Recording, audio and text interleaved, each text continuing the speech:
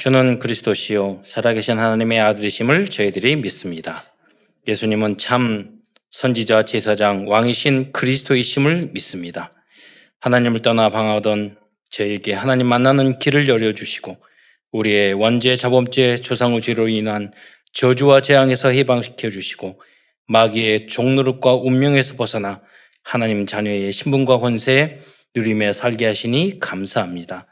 지난 한 주간도 저희들이 마땅히 오직 복음을 깨닫게 하셨으니 로마에서에 나온 그 제자들처럼 중요한 전도자의 길을 걸어가야 할 것인데 저희들이 연약하고 부족하여 넘어지고 쓰러질 때도 많이 있었습니다. 오늘 하나님 말씀 받기 전에 우리를 다시 온전케 하여 주시고 깨끗게 하여 주시어서 주님 앞에 쓰임 받기에 합당한 그릇으로 준비될 수 있도록 역사하여 주옵소서. 그리스도의 신 예수님의 이름으로 감사하며 기도드리옵나이다. 아멘. 몇 년 전에 캄보디아라는 곳에 간 적이 있습니다. 노예에서 이제 선교부에 있을 때 가게 됐는데요. 근데 가기 일주일 전에 거기 어떤 선교사님이 연락이 왔어요. 우리가 암송하고 있는 복음 소식 그렇게 그걸 유튜브로 들었는데 너무 좋으니까 자료 주시라고. 어디 선교사님이라고 그래? 캄보디아라고 그러시더라고요. 그래서 제가 다음 주에 캄보디아 가는데요. 그래서 우리 만납시다. 그래가지고 거기서 만났어요. 자료를 전달하고. 근데 그 후로 계속 연락을 주시고 그러셨는데 이번에 작년 한 해 동안 우리가 코로나 이 상황에서 어려움을 당하는 선교사님을 위해서 선교 헌금을 이렇게 했어요. 그래서 그 선교사님에게 그런데 이제 연락만 하고 뭐 선교 헌금을 한 번도 안 했기 때문에 이번 기회를 성령이 감동을 줘서 그렇게 이제 선교사님 선교 헌금 드린다고 했더니 너무나도 감사하고 자녀 3분 있는데 미국에도 있고 이쪽에 르노 자동차에서도 근무하는 따님이 계시고 또 아들은 또 신학교에 다니고 또 그러시더라고요. 그래서 여러분 이제 전체 카톡방에 올리면 우리가 100명의 한 가문에서 한 선교사님을 후원해야 되는데 그럼 여러분 몇백만 원 후원해야 돼요. 그렇게 응답 다 받으셔야 되겠지만 단번에 우리가 할 수는 없잖아요. 그래서 한 선교사님과 여러 성도 한 분들 연결시켜줘서 소통에 또 기도 제목을 서로 소통하면서 그렇게 할 수 있도록 그러나 작게 또 선교 헌금도 하고 그리고 중요한 것은 또 우리 랩런트나 좀 상황이 되시는 분들은 내가 기도하는 선교사님 그 현장에 팀을 짜서 가보고 선교 현장에 가보면 전혀 달라요. 선교사님하고 한 일주일 동안 그래서 237 나라 우리가 말로만 하는 게 아니라 우리가 그 선교할 수 있도록 또 한 명은 제가 신학대학원에 딱 갔는데 그때 조정남 박사님이라고 유명한 이제 석학이셨는데 그분이 총장님이셨어요. 근데 거기에 우리 동기 중에 한 명이 비서를 하고 있는 거예요. 근데 뭐 신학생이 왜 비서를 하지? 그리고 봤더니 굉장히 영특하고 리더십도 있고 등치는 작은데 그런 친구였어요. 그래서 눈여겨보면서 저 친구는 참 큰 목회하겠고 굉장히 좋은 목회자가 되겠다 생각을 했는데 졸업하자마자 그냥 선교사로 떠나는 거예요. 아니, 가만히 있으면 큰 교회 목사 되고 편할 건데 저 친구 능력이 있고 실력이 있고 어른들에게 인정받고 그런데 러시아로 가게 됐어요. 그래서 그게 항상 제 마음속에 있었는데 작년에 또 우리 대학원 친구들끼리 선교 편지를 소식을 다 전한 카톡방 있거든요. 거기에 선교 소식을 올리는데 이번에 그 아들, 딸, 이란성 쌍둥이가 있어요. 또 자녀가 3명인데, 그런데 한 자녀는 이번에 러시아 의대에 합격하고, 또 아들 자녀는 딸은 거기 합격하고, 아들은 이번에 서울대학교 우주항공과에 합격했더라고요. 그래서 제가, 동기 마음에 감동이 돼서 어려운 중에서도 서로 이번에 코로나 헌금을 하겠다 하니까 너무 기뻐하고 한번 한국에 오면 이제 한국 오면 꼭 들리라고 그래서 메시지 주라고 그랬더니 올해 안식년이라고 그 이제 일반 교단에서는요 안식년 아니면 한국 못 들어와요. 특별한 1년에 한 번. 그래서 다락방 선교사님들은 너무 감사하다고 매년 들어와가지고 그래가지고 너무 감사하다. 일반에는요 딱 명령 떨어야지 들어오고 보고 다 해야 돼요. 일반. 그분 한 분은 통합축이고 한 분은 이제 그 성결교 교단인데 그렇습니다. 그래서 여러분 기도하면서 여러분이 감동되면 나의 나라 또 그냥 나라는 다 할 수 없잖아요. 그런 나의 선교사가 있어야 돼요. 후원하는 선교사.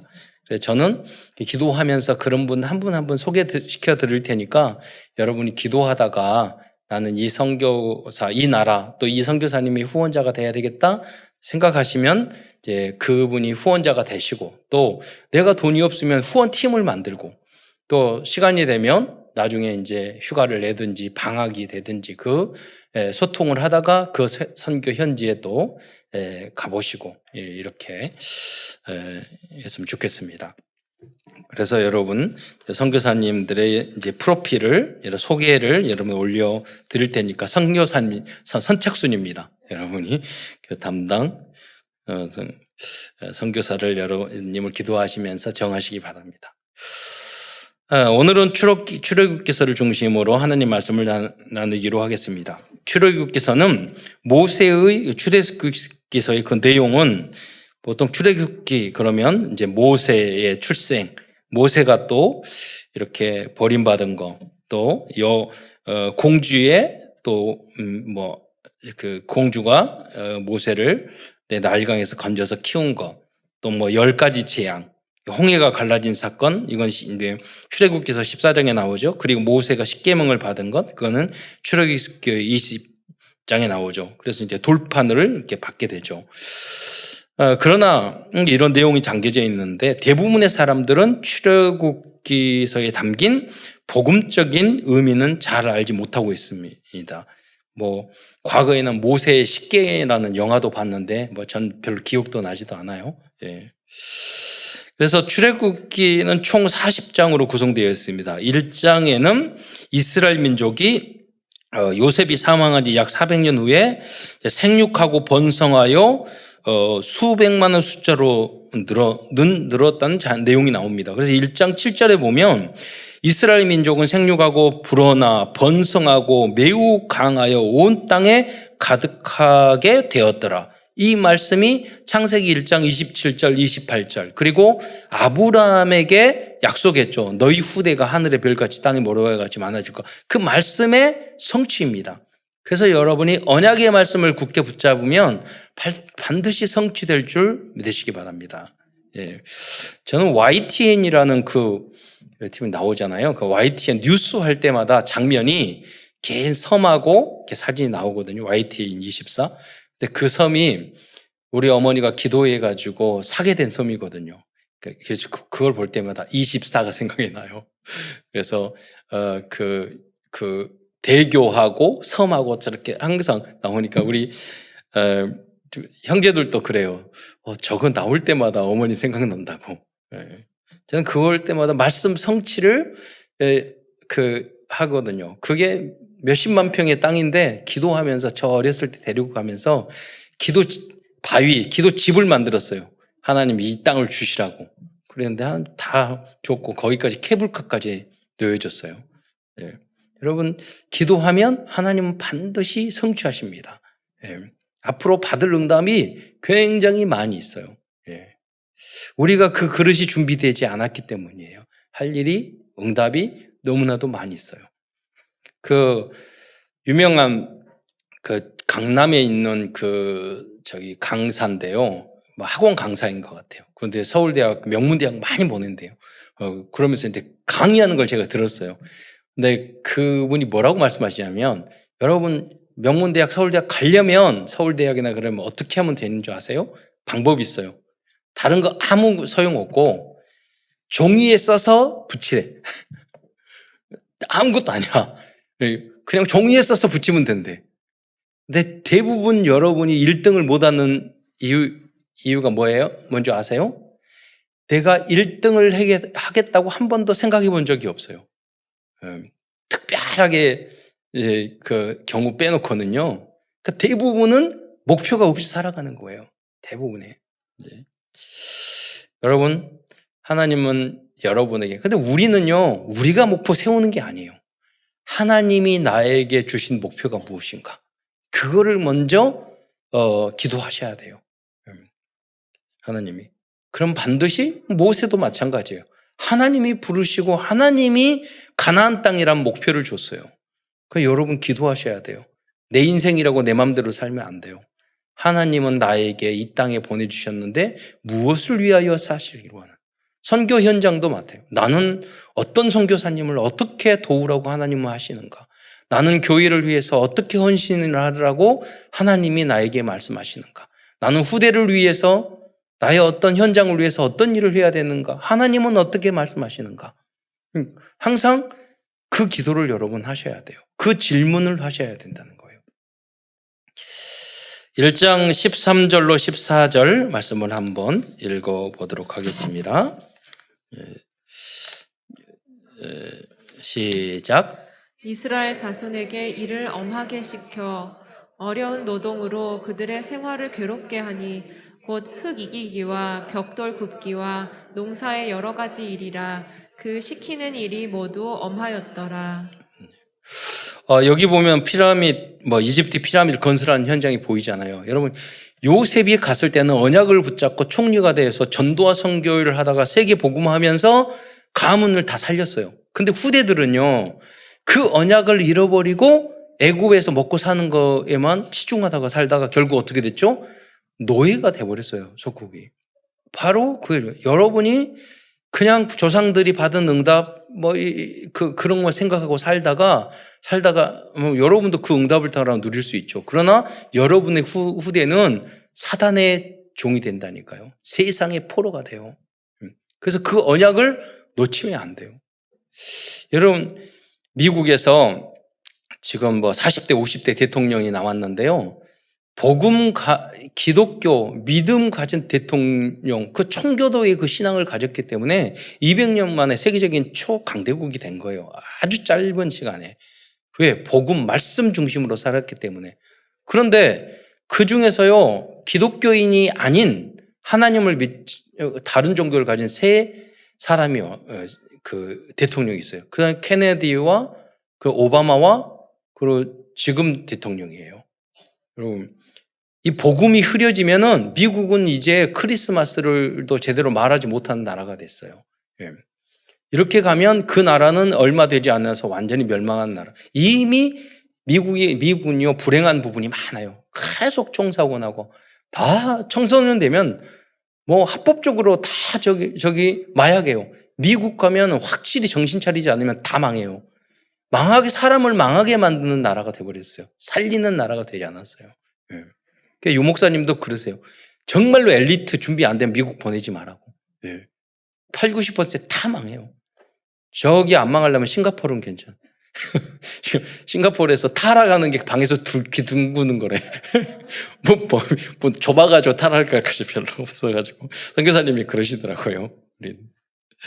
여러분. 우리가 언약을 놓치면 우리 대한민국이 잘하고 열심히 그렇게 복받은 거 아니에요. 100년, 200년도 안 됐지만 그때 복음 붙잡고 깨닫고요. 꼿꼿이 교회 세우고 기도하고. 그래서 하나님은 이 모든 대학, 병원, 학교, 전국에 가면은 최초로 세운 모든 학교는 선교사님들이 세운 학교예요. 그런데 시간이 지나가면서요. 이 먹고 배부르니까 사람들이 돈만 알고 성공만 알고 타락하고 술 마시고 그리고 욕심을 완전히 사기치고 그런 이상한 국민이 되어버렸다니까요. 여러분, 그리고 부동산 투기하고 기독교인들이 벌써 그렇게 됐어요. 여러분, 하나님 전도와 선교를 놓치게 되면 가정도 나라도 다 망하게 돼요. 여러분, 그 소수의 한 사람이 되시기를 축원드립니다. 여러분이 복의 근원이 되셔야 돼요. 대학을 많이 세우니까 나라가 잘 되나요? 아니에요. 군인을 많이 세우고 병원을 많이 세우니까 치유가 되나요? 안 그런다니까요. 복음이 중요해요. 예. 여러분, 그래서 이후로 이제 노예가 됐고, 그 후에 출애굽기서의 내용을 보면은 모세의 지도하에 애굽을 탈출해서 시내 산에서 하나님 말씀을 받는 그런 장면을 기록하고 있습니다. 그리고 마지막 40장에는 하나님 말씀해 주신 방법 그대로 성막을 완성하는 장면으로 마치고 있습니다. 출애굽기서는 단순히 이스라엘 백성들이 애굽을 탈출한 이야기만을 기록한 것이 아니고 그 과정을 통하여 하나님께서 우리를 어떻게 여러 가지 통해서 구원했는지, 또 어떻게 후대들에게 이 언약을 전달했는지 그 복음 시스템을 알려주고 있는 거예요.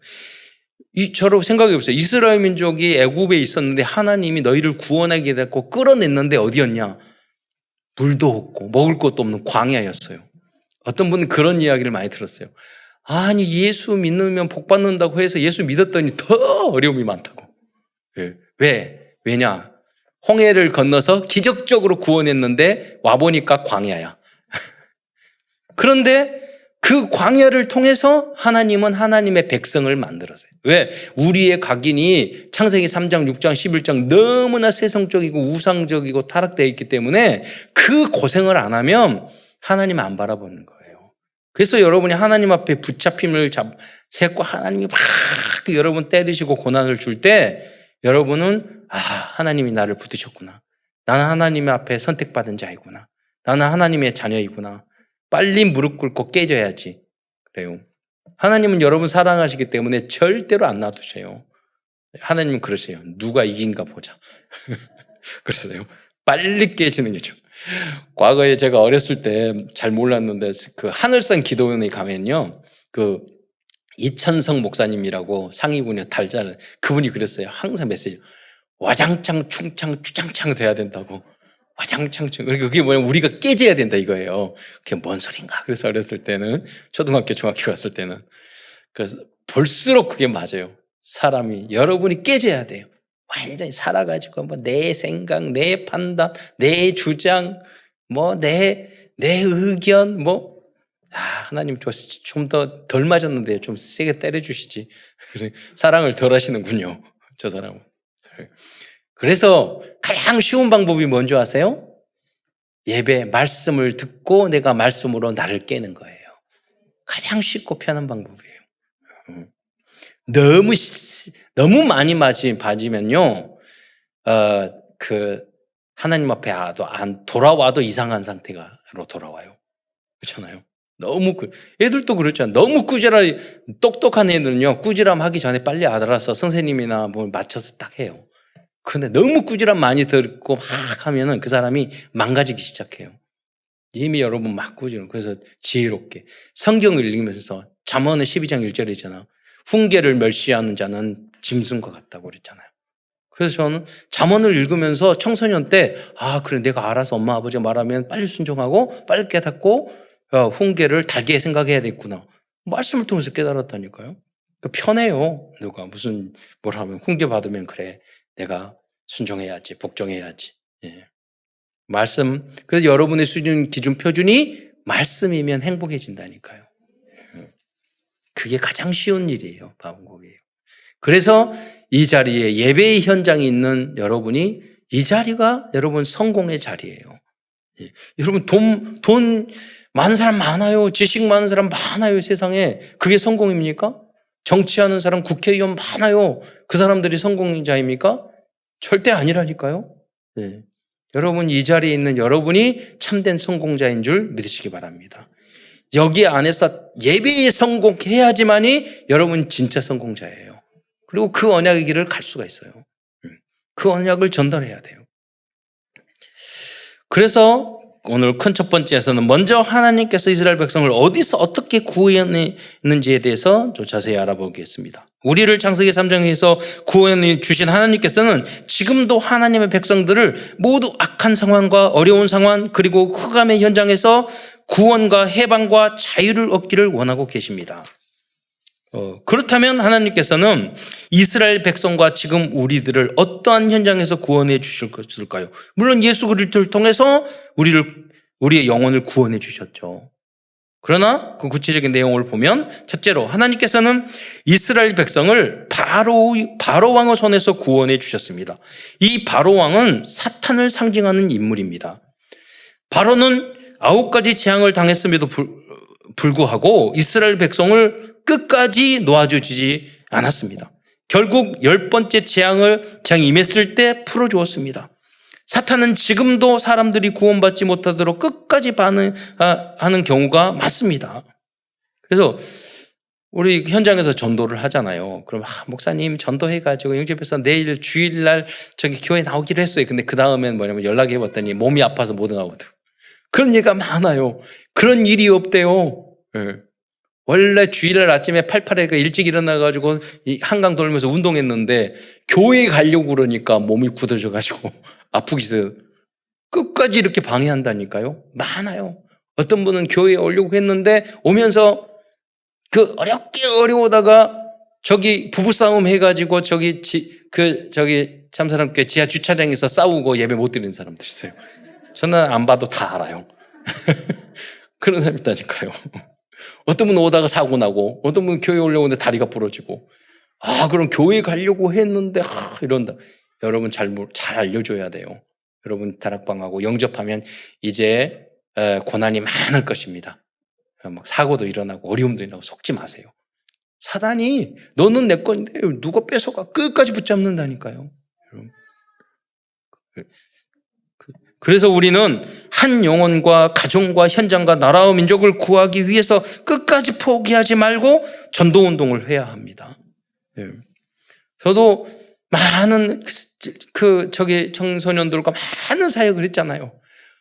얼마나 잘하다가 훈련하다가 사라지고 없어지고 잠수 타고 도망가고 피하고 다 알아. 사단은 알아. 무슨 말을 들을지 알면 다 미리 알아서 피하고 그러다가 쳐맞고 다시 오고 그런 게 얼마나 많은데요. 그러니까 끝까지 기도해주고 전도해주고 붙잡아주지 않으면은 여러분 구해낼 수 없다니까요. 강하게 잡고 있어요. 조상 때부터 말하는 거예요. 사탄이 너 조상 때부터 너 알지도 못하지. 그때부터 우상 섬기고 나한테 절하고 나 해가지고 했는데 네가 도망가려고? 그러는 거예요. 다르다니까요, 여러분. 여러분의 그 신앙생활 못하는 끝까지 안 되는 사람 조사해 보면은요, 그 심각하다는 걸 아실 거예요, 여러분. 과거에 제가 우리 목사님 한번 우연히 이제 휴게소에 만났는데요. 그 목사님 그러는 거예요. 제가 같은 교단인데 우연히 휴게소 만났는데 목사님 목사님 운영하시는 그 고아원에 우리 누구 딸이 있는데 잘 있어요. 이렇게 걔가 문제 엄청나게 이렇게 내거든요. 그래서 아니 그거 어떻게 하세요? 그러니까 우리 동네에 그 누구의 딸인데 그 아빠가 전과 10몇 범이래요. 그러니까 그 후로는 다 이해가 되더라니까요.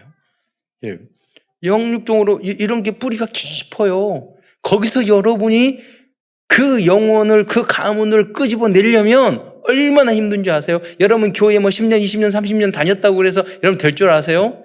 안 된다니까요. 여러분 그리스도 하나님 알았다고 여러분의 속에 각인뿌리 그것이 바뀔 줄 아세요? 아니라니까요. 여러분 오래 걸려요. 3, 4대. 여러분. 그래서 여러분 스스로도 내가 다락방을 하고 복음을 전하면 나를 살리는 거예요. 상대방을 살리는 거 이전에. 그래서 말씀 운동을 계속하고 함께 우리가 손잡고 빠져나와야 돼요. 함께. 이것이 237 치유 서밋 운동입니다. 두 번째로 하나님께서는 사탄의 나라인 애굽에서 하나님의 백성을 구원해 주셨습니다. 이스라엘 민족은 당시 세계 최강을 자부하는 애굽에서 속국 생활을 하고 있었습니다. 애굽은 사탄의 나라를 상징하고 있습니다. 요셉을 통하여 잠시 고센 땅에서 누리는 삶을 살았지만 세월이 지나면서 사탄의 나라인 애굽 문화에 동화되고 지배되고 말았습니다. 생육하고 번성했지만 여전히 하나님의 나라가 아니고 사탄의 나라의 지배하에서 살고 있었습니다. 지금도 그리스도인들이 하나님의 자녀이면서도 대부분 세상에서 이렇게 지배당하면서 살고 있습니다. 그래서 성도들은 이제 3기업인 사회적 기업, 문화적 기업, 선교적 기업의 응답을 받아야 합니다.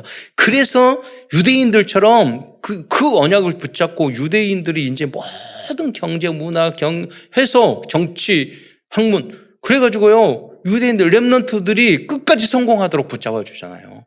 그러니까 중직자들과 선배들이 먼저 그 길을 걸어가야 돼요. 그래서 일을 하라도 내 밑에서 하고 예배드리면서 일하고. 제가 우리 조카가 미국 명문대학 다니는데 유대인들은 어떻게 그렇게 머리가 똑똑해서 하버드 대학, 예일 대학 그렇게 많이 들어가냐고. 그랬더니 콜롬비아 대학에 우리 조카가 다니던 조카가 그러더래요.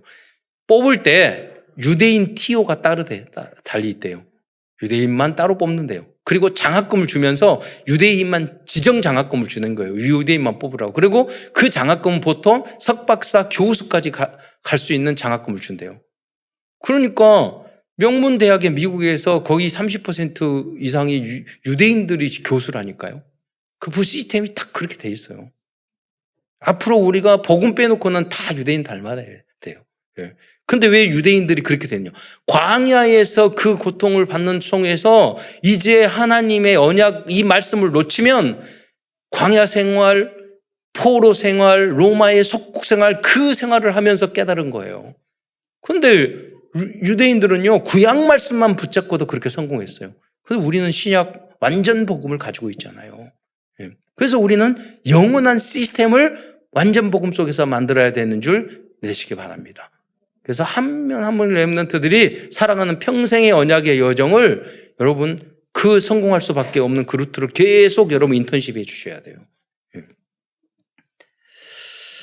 그리고 그래서 그 유대인들의 장애인 복지가 굉장히 발달됐거든요. 그러니까 유대인들이 왜 그렇게 했냐면 특수 교육이라고 그러죠. 장애인 교육. 왜 그러냐면 선민이기 때문에 유대인들은요 한 사람도 특별한 사람이야. 놓치지 않게 하던, 그런데 장애를 가진 장애인들은 교육이 달라야 되잖아요. 일반하고 다르잖아요. 그래서 특수 교육이 발달하게 된 거예요. 우리도 우리 자녀 하나님이 부르신 목적이 다 있어요.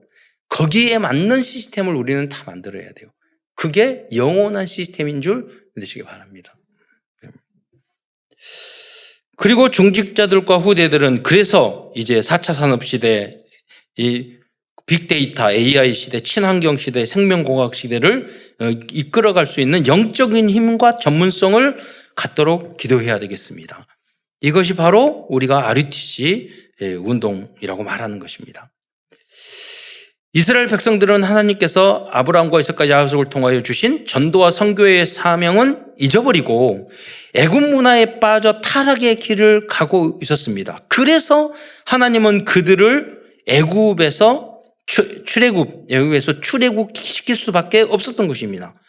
만약 우리 후대들이 이 세상에서 많은 것을 얻을지라도 하나님이 주신 복음에 대한 천명, 소명을 잃어버리면 또다시 하나님께서는 세상에서 어떤 그런 것들을 다 빼앗아 갈 거예요. 미국과 같이. 우리도 100년, 150년밖에 안 됐는데 벌써 주일 성수 안 하고 놀러 다니고 등산 다니고 뭐 하고. 그러니까 하나님이 우리 누님이 그러시더라고요. 또 하나님이 사람들이 싸돌아다니니까 못 돌아다니고 꼭 필요한 곳만 가라고 코로나 주셨다고. 참 우리 누님이. 그러니까 너무 좋대. 딱 꼭 가야 될 때만 가라고. 너무 싸돌아다니니까. 들떠가지고. 그것도 하나님이 주신 분복이지만 우리가 예배를 놓치면 안 되죠. 우리의 사명을 놓치면 안 되죠. 그렇잖아요. 그 주신 분을 잊어버리면 안 되죠. 세 번째로 하나님께서는 이스라엘 백성을 이집트의 우상 문화에서 구원해 주셨습니다. 그들은 하나님의 백성임에도 불구하고 태양신을 섬기고 있었고 소나 짐승들 그리고 심지어는 개구리도 신으로 섬기고 있었습니다. 전보는 기독교인이 얼마나 많은데요. 그래서 하나님께서는 이스라엘 백성을 출애굽시켜 주셔서 오직 유일하신 여호와 하나님만 섬기는 오직의 백성들로 변화시켜 주셨던 것입니다. 네 번째로 육신적인 것을 우선시하는 영적인 상태에서 구원해 주셨습니다. 그들은 먹고 마시는 육신적인 정욕을 우선시하는 백성들이었습니다. 그 증거로 이스라엘 백성들은 광야에서 먹을 것이 없을 때 애굽의 생활을 그리워하며 애굽으로 돌아가기를 원했습니다. 우리 출애굽기 16장 2절로 3절 말씀 함께 읽겠습니다. 시작.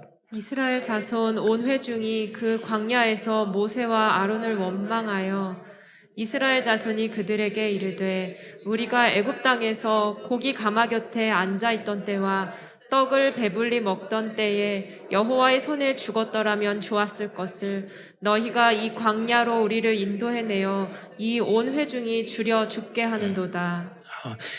예수 믿기 전에 애굽에 있을 때는 술 먹고 담배 피우고 마약하고 놀러 다니고 다 좋았는데 예수 믿으니까 하지 말라는 것도 이렇게 많고 그런 소리가 똑같은 거예요. 세상이. 네. 그리고 출애굽기 35절에 보면은 이후로 40년 동안 만나를 먹으라고 그랬어요. 고기. 왜냐하면 체질을 완전히 바꿔야 되니까. 네. 출애굽기 그래서 16장 35절에 보면 사람이 사는 땅에 이르기까지 이 가나안 땅을 말하는 거예요. 이스라엘 자손이 40년 동안 만나를 먹었으니 곧 가나안 땅 접경에 이르기까지 그들이 만나를 먹었더라. 아주 세상적인 거 좋아하니까요. 너희들이 40년 동안 만나만 먹고 살아. 그렇게 한 거예요. 하나님. 그러나 세월이 지나면서 이스라엘 백성들은 육신적인 것보다는 하나님의 율법과 말씀을 우선시하는 복음적인 남은 자로 변화되었어요. 지금 유대인들은요, 다른 것보다 하나님 말씀을 구약인데도 불구하고 가장 소중하게 생각해요. 가장 우선시로 생각해요. 왜? 이런 과정을 통해서 그들이 깨닫고 배우게 된 거예요. 이스라엘 민족이 이거 안 하다가 2000년 동안 유리방황하면서 살았잖아요. 고통당하면서. 우리는 그런 일을 당하고 깨달아서는 안 되잖아요. 우리는 오직 복음의 말씀으로 완전 충분 모든 것이 되어야 하겠습니다. 두 번째로, 그렇다면 하나님께서는 이스라엘 백성을 어떻게 구원해 주셨을까요? 첫 번째로 출애굽기 3장 18절에 보면 희생제사를 통하여 구원의 문을 열기 시작하였습니다. 피제사인 희생제사, 즉 복음적인 예배와 다락방이 시작될 때 흑암이 꺾이기 시작하는 것입니다. 그럼 당장 모든 게 해결되는 게 아니에요. 시작해야지 시작이 반이란 말이 있잖아요. 여러분 다락방을 하게 되면은 영적인 상태 모든 것이 달라져요. 시작하면 말씀 운동을 하게 되면 또 하는 사람이나 받는 사람이나. 두 번째로 전도자 모세를 통하여 구원의 역사를 이루어 가셨습니다. 하나님께서는 하나님의 구원의 역사를 하나님께서 예비해 두신 전도자들을 통하여 이루어 가십니다. 그래서 성도들은 나에게 보내주신 주님 하나님의 종들의 말씀에 항상 순종하고 복종해야 합니다. 그때 하나님의 전도의 역사를 체험할 수 있습니다. 다락방 사역자, 교사, 팀장, 임원들과 구역장, 권찰, 전도인, 부장, 부감, 장로님들과 교육자들이 하나님께서 세워주신 하나님의 전도자인 것을 잊지 말아야 하겠습니다. 여러분, 그래서 다락방을 하는데 이거 기도첩 하세요? 성경책 읽으세요? 그랬는데 다 성경책 한 장씩 읽으세요. 다 읽어왔어. 해왔어. 그러면 너무 이쁘잖아요. 가능성 있는 제자잖아요. 그런데 시키는데 안 해. 강단 말씀 읽으세요? 안 해. 그럼 영적 성장 없다니까요. 구원의 역사가 없다니까요. 훈련의 과정 속에는 그걸 순종하고, 그래서 순종하고 복종해야 되니까. 이유 터달고 그러면은, 핑계대고 그러면 아무것도 못해요. 그 체질을 바꿔야 돼요. 그래서 이분이, 그래서 여러분 다락방 가서 다 그러시겠어요. 저는 하나님이 당신을 위해서, 누구를 위해서 보낸 하나님의 사자야. 나는. 그래, 이단되지는 마시고. 그리고 맞잖아요. 하나님이 소중하게 생각해서. 세 번째로 6월절 어린 양의 피를 통하여 해방되었습니다. 즉 6월절 어린 양의 피가 문지방과 문설주에 발라졌을 때 사단의 머리가 박살나는 구원의 역사가 일어났던 것입니다. 왜냐하면 이 6월절 어린 양의 피는 십자가에서 달려 돌아가신 예수 그리스도를 의미하기 때문입니다. 사탄의 머리를 박살내실 분은 그리스도밖에 없어요. 네 번째로 홍해의 기적을 통하여 구원해 주셨습니다. 홍해의 사건은 단순히 물이 갈라진 사건이 아닙니다. 홍해가 갈라진 사건은 시공간을 초월하신 성삼위 하나님의 보좌의 역사를 의미하는 것입니다. 하나님의 구원의 역사가 바로 이러한 의미가 있는 것입니다. 한 영혼이 예수님을 그리스도로 영접한 사건은 홍해가 갈라지는 보좌의 대역사가 일어난 전 우주적인 사건인 것입니다. 한 생명이 천하보다 소중한 거예요. 여러분, 홍해가 갈라지는 기적, 홍해가 갈라져. 하나님은 지금도 끝없는 우주를 운행하고 계셔요. 그 기적, 하나님이 가르시려면 가르시고, 말리시려면 말릴 수 있는 거예요. 지금도 우리가 살아가 있고 지구가 시속 10만 킬로로 총알 쏘보다 빠르게 날아가는 이 자체가 기적이죠. 그 속에 살아가고 있어요. 하나님이 운행하고 있는 줄. 봄, 여름, 가을, 겨울 다 하잖아요. 비 좋을 때 비 오고 눈 올 때 눈 오고 다 우연히 그게 기적이에요. 그게 오히려 믿음 좋은 거예요. 아무 생각도 없이 사는 사람들이에요. 다음으로 큰 두 번째에서는 출애굽기를 통해서 미리 보여주신 영원한 복음 시스템에 대하여 말씀드리겠습니다.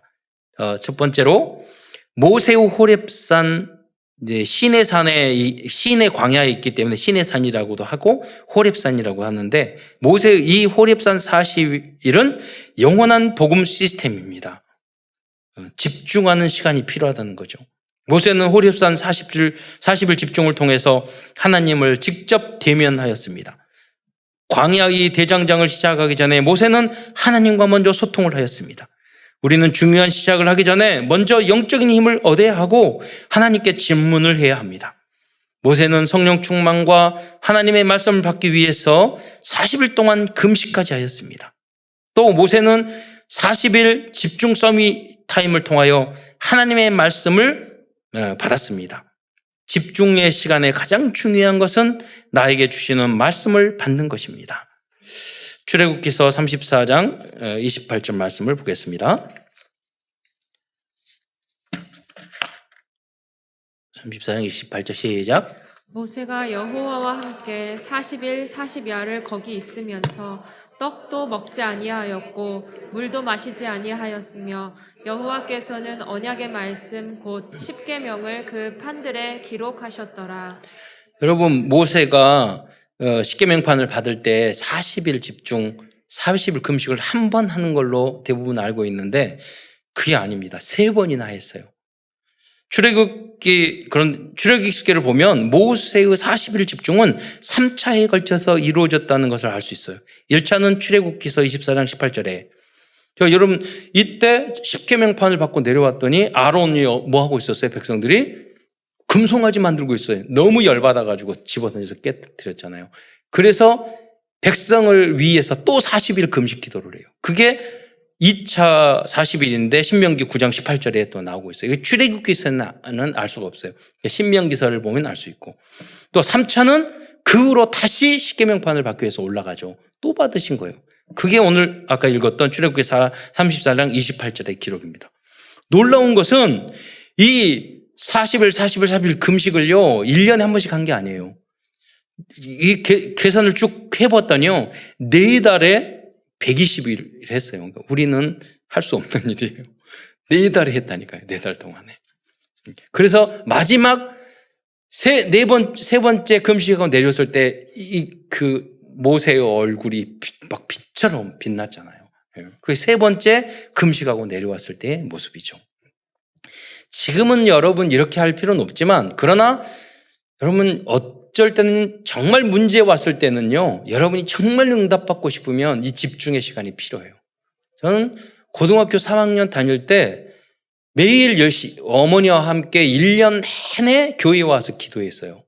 그런데 그 다음에 느낀 게 뭐냐면 하나님이 그 후로 쭉 형통케 하셨어요. 또 신학대학원 다니면서 3년 동안 하루에 10장씩 성경을 읽었어요. 뭐 목사가 될 거니까. 그런데 그때 말씀이 다시 새롭게 꿀송이보다 달고 말씀이 쫙 이해되고 너무나도 은혜로운 시간을 받았어요. 그게 저의 집중의 시간이에요. 그러나 그 후로 시간표에 따라 집중해서 사는. 저는 지금은 일주일 내내 강단 메시지 하나만 생각해요. 예. 그거 해야 돼요. 과거에는 렘넌트 데리고 집에 살고 복음 전하고 현장하고 많이 했어요. 지금은 삼천 제자 하기 위해서는 시간표가 그래요. 예. 그럼 여러분 그 메시지를 붙잡고 집중해서 현장에 전달하시면 돼요. 여러분의 집중을 하면 돼요. 이제는 뭐 그렇게 복음 안에 들어가면 여러분 그 40일이 아니라 4분만 집중해도 돼요. 예. 그러면은 판단이 달라진다니까요. 그러니까 많은 사람들이 어떤 문제가 딱 왔을 때 자기 생각이 뭐 이거 신경 다 부리고 단 4분도 하나님 앞에 집중 안 한다니까요. 예. 딱 질문을 해보세요. 하나님 나에게 왜 이 문제를 주셨습니까? 이때 어떻게 해야 됩니까? 자기 마음대로 다 결정하고 그 다음에 통보하듯이 어머니, 아버지한테 이렇게 할게. 선생님한테, 상관한테 이렇게 할게. 자기가 결정하고 목사님한테 이렇게 할게. 자기 마음대로. 그 영적 상태가 틀렸어요. 응답받지 못해요. 그래서 여러분 엄마, 아버지, 부모님, 상관들에게 틀릴 수 있어요. 그분들이 판단이 틀릴 수 있어요. 그러나 어머니 이렇게 뭘 어떻게 할까요? 문제 물어보고 목사님 이건 어떻게 할까요? 목사님이 틀리게 말할 수 있다니까요. 그러나 그 영적 상태가 복받을 상태예요. 하나님은 직접 응답 주세요. 엄마 아버지가 틀려도 목사님이 틀려도 하나님은 그 사람에게 직접 응답 주셔요. 여러분 직장생활 하면서 여러분이 큰 기업일수록 자기 마음대로 다 결정 상관에 사인도 안 받고 자기 다 결정해가지고 하면 그 사람 잘려요 바로. 그렇잖아요. 영적인 것도 마찬가지예요. 교회 안에서 어떤 선택을 할 때 꼭 물어보고 여쭤보고 또 하고 그러셔야 되는 거예요. 이번에 중직자, 저는 담임 목사지만 여러분에게 다 물어봐요. 어떤 사람을 중직자로 세울까요? 어떤 사람은 권사님을 세울까요? 어떤 사람은 어떻게 할까요? 여러분이 다 결정해 줘야지 또 당회 다 거치고, 예, 여러분 재직회 다 거치고, 그게 저는 하나님의 뜻이라고 생각하기 때문에 그래요. 저도 제 마음대로 절대 하지 않아요. 다 물어보고 해요. 예, 여러분도 마찬가지예요. 그렇게 하셔야 돼요. 두 번째로 영원한 전도 시스템은 1000부장, 100부장, 50부장, 10부장, 12지파 시스템입니다. 출애굽기 18장 21절로 21절 말씀을 보겠습니다. 시작. 너는 또 온 백성 가운데서 능력 있는 사람들 곧 하나님을 두려워하며 진실하며 불의한 이익을 미워하는 자를 살펴서 백성 위에 세워 1000부장과 100부장과 50부장과 10부장을 삼아 그들이 때를 따라 백성을 재판하게 하라. 큰 일은 모두 내게 가져갈 것이요 작은 일은 모두 그들이 스스로 재판할 것이니 그리하면 그들이 너와 함께 담당할 것인즉 일이 내게 쉬우리라. 이 내용은 그 이드로가 말한 거예요. 하나님이 이렇게 하라고 말씀하신 게 아니에요. 우리는 가끔 성경에는 없지만 세상에 좋은 책과 학문 이런 것들을 잘 배워야 할 때도 많이 있어요. 그러니까 하나님은 세계적인 학문을 배워서 세계화시켜요. 요셉도 모세도 애굽의 학문을 다 배우게 해서 로마를 다 배우게 해서 세계복음화 하게 하신 거잖아요. 그러니까 우리는 세상 학문과 전문성을 절대 무시하면 안 돼요.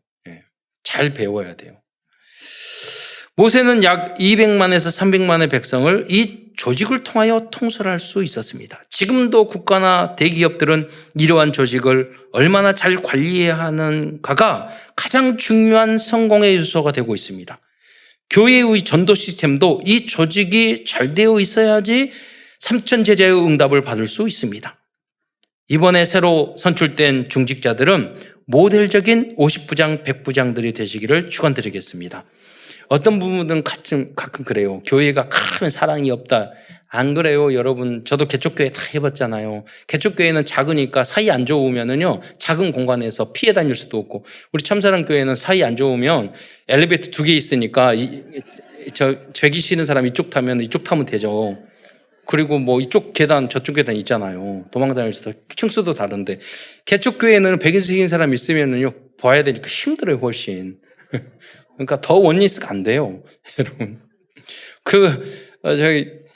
그런데 제가 우리 이모님이 개나리 아파트 사실 때 가보면 방학 동안 이렇게 자주 놀러 가셨거든요, 이모님이. 그러면 그 금요일이면은 저한테 그 구역 예배 드릴 때, 야, 윤도나 금요일에 갔는데 같이 가. 그래서 가보면은요, 보면 우리 이모님은 침례교회 다녔는데 가보니까 순복음교회 구역 예배야. 여기가 은혜롭다는 거야. 아, 이모님 저기 바람 피면 안 되지. 그러고 내가 나무교회 그랬는데 보니까 그때 그 이야기 들었어요. 이 구역장님은 그 성도에 문제가 있으면요 100일 기도를 했대요. 여러분 여의도 순복음교회가 그냥 세계에 제일 큰 교회가 된 게 아니에요. 구역장님이 다 그 역할을 했어요. 10,000명이 될 때까지 부교육자가 없어요. 빚이 너무 많아가지고. 그래서 제가 직접 설교를 들었는데요. 그래서 조영기 목사님이 구역장 제도를 만든 거예요. 헌신하도록. 그 여의도에 큰 교회 짓고 아파트까지 지었는데 계속 빚져가지고 그래서 제가 고난 속에 우리 답을 얻은 거죠. 그러다 보니까 그 역할을 여러분 출석직거만 할 것이 아니라 그것이 기본이에요. 그 다음에 성도들의 삶 여러 가지 계속 교육자들과 전도인하고 소통을 해야 돼요. 그랬을 때 우리가 삼천제자 응답을 받을 수 있는 거죠. 세 번째 영원한 복음 시스템은 제사제도와 절기제도입니다. 하나님께서는 이 제사제도와 절기제도를 통해서 복음과 그리스도를 간접적으로 알려주셨습니다. 그 중에서 대표적인 절기가 유월절, 오순절, 수장절입니다. 유월절은 그리스도를 통한 구원을 상징하는 절기이고 오순절은 성령의 강림을 그리고 수장절은 천국 입성을 상징하는 절기입니다. 이 절기를 통하여 유대인들은 영원한 하나님의 언약의 백성으로 훈련되어 줄 수 있었던 것입니다. 우리 요새 절기는요 이게 아니에요. 부활절, 성탄절 이런 게 절기로 바뀌었어요. 다 구약 절기가. 그리고 안식일이 주일로 바뀌고 그리고 뭐 이런 시스템이 지교회로 바뀌고 다락방으로 바뀌고. 네 번째 영원한 복음 시스템은 제사장 제도입니다. 하나님께서는 모든 제사와 영적인 사역을 위하여 제사장 제도를 만들 것을 명령하셨습니다. 제사장은 오직 레위 지파와 그 중에서도 아론의 집에서만 뽑도록 명령하셨습니다. 그들은 오로지 하나님의 영적인 사역에만 올인하도록 구별되어졌습니다. 하나님의 일에만 전념하는 제사장 제도가 없었다면 복음의 언약은 지속될 수 없었을 것입니다. 그래서 성도들과 중직자들은 제사장 역할을 하고 있는 전도자들의 보호자, 동역자, 식주인이 되어야 합니다. 그래서 기도하는 것과 전도하고 말씀을 전하는 일에 선교하는 일에 올인할 수 있도록 여러분이 마음껏 후원을 해줘야 되는 거예요. 그리고 원래 여러분의 재산이 아니에요. 10분의 1은 분깃을 안 줬기 때문에 제사장들 것이에요. 하나님이 그것을 대신 여러분에 주신 거기 때문에 여러분의 10분의 1은 여러분의 것이 아니에요. 성경적으로. 항상 그 생각을 가져야 돼요. 그래서 기초교회 목사님들은, 그래서 작은 교회 목사님은 그 투잡을 띄고 이런 게 많다니까요, 지금. 그러면은 교회는 나라와 교회는 망하는 거예요. 제사장이 없으면 예배가 지속되지 않는 거예요. 그거는 이스라엘 민족 역사를 통해서 계속 알려주고 있는 거죠. 네 번째 영원한 복음 시스템은 성막입니다. 지금으로 말하면 성막은 교회라고 볼 수 있습니다. 이 성막은 단순히 하나님께 제사만 드리는 장소가 아니었습니다. 성막 안에 있는 모든 기구와 영적인 성물들은 모두 복음과 성삼위 하나님을 상징하고 있고 그리스도와 교회와 그리스도를 상징하고 있습니다. 출애굽기 24장부터 마지막 40장까지 긴 내용이 성막에 관한 내용을 중심으로 기록되어 있습니다. 여러분 이런 걸 읽어보면 여러분 단순히 거기에 보면 많은 기구가 있잖아요. 실도 만들고 청만도 만들고 다 했는데 이게 최고의 고도의 스킬이 필요한 거예요. 기술이 필요한 거예요. 지금으로 말하면 반도체와 같은 거예요. 그걸 통해서 이스라엘 민족은 세계적인 그 기능을 가질 수 있게 되어서 어디를 가든지 그 산업의 1인자가 될 수 있었던 거예요. 여러분 지금 대학 교육의 모든 시스템, 커리큘럼을 유대인들이 다 만들었어요. 여러분 은행제도 유대인들이 만들었어요. 왜냐 이 안에서 이 성막을 만드는 이 훈련이 되고 제사입을 영적인 훈련을 했는데 그걸 하려면 다 준비해야 되잖아요.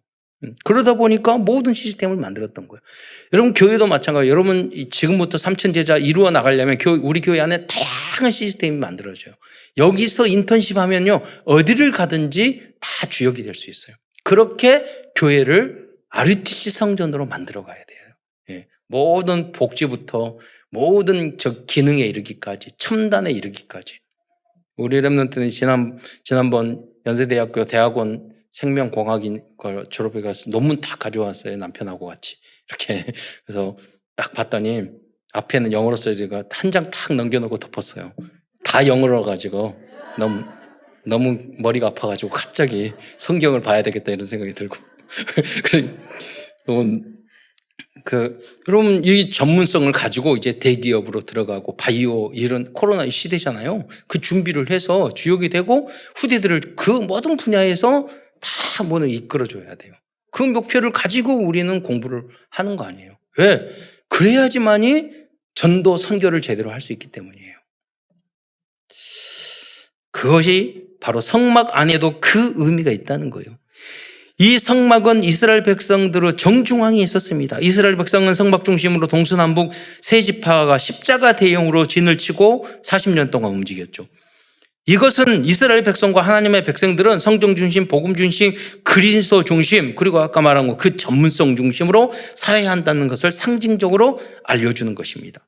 결국 하나님께서는 출애굽 사건을 통하여 이스라엘 백성을 구원해 주셨고 그뿐만 아니라 영원히 남는 거룩한 언약의 백성으로 만들어 주셨습니다. 결론입니다. 오늘도 출애굽기를 통하여 우리에게 주신 CVDIP를 확인하면서 말씀을 마치겠습니다. 커버넌트, 우리는 언약을 붙잡아야 되겠습니다. 출애굽기를 통해서 붙잡을 언약은 하나님은 우리들을 구원해 주셨고 끝까지 영원한 복음 시스템 속으로 인도해 주시기로 약속했다는 것이에요. 여러분은 절대 못 도망가요. 하나님이 여러분을 붙잡았어요. 예. 비전입니다. 우리의 변함없는 비전은 237 나라 5천 종족들에게 광야와 성막에 담겨진 참된 복음과 그리스도의 의미를 알려주어서 언약의 백성들로 변화시키는 것입니다. 드림 꿈입니다. 출애굽기서를 통해서 주신 언약을 24시간 생각만 해도 우리들의 모든 꿈은 이루어지실 것입니다. 이미지입니다. 모세가 중요한 시간표에 40일 집중을 하였던 것처럼 조금만 집중해도 미리 보고 미리 갖고 미리 누리고 미리 정복하고 미리 성취하는 응답을 받게 될 것입니다. 프랙티스, 지속적인 실천입니다. 먼저 나는 여러분이 어디에서 구원받았는지 기록해 보시기 바랍니다. 그리고 여러분이 아직 여러분과 여러분 자녀가 여러분 가문이 아직 구원받지 못한 부분이 있다면 그거 놓고 여러분 기도하시기 바랍니다. 또 내가 이 시대에 만들어야 될 영원한 복음 시스템은 무엇인지 기록해 보시기 바랍니다. 오직 복음 안에서 완전 복음으로 변화되어 70 현장에 영원한 복음 시스템을 세팅하는 전도운동에 쓰임받는 모든 성도들이 되시기를 축원드리겠습니다. 기도하겠습니다. 사랑해 주님 참으로 감사드립니다. 오늘도 출애굽기서를 통해서 우리에게 귀한 언약의 메시지를 주신 것 참으로 감사를 드립니다. 출애굽기 광야 그 생활 속에 그 어려운 과정이었지만 영원한 복음 시스템을 완성했던 것처럼 그 언약을 그 축복을 받는 모든 성도들이 될 수 있도록 역사하여 주옵소서. 그리스도의 신 예수님의 이름으로 감사하며 기도드리옵나이다.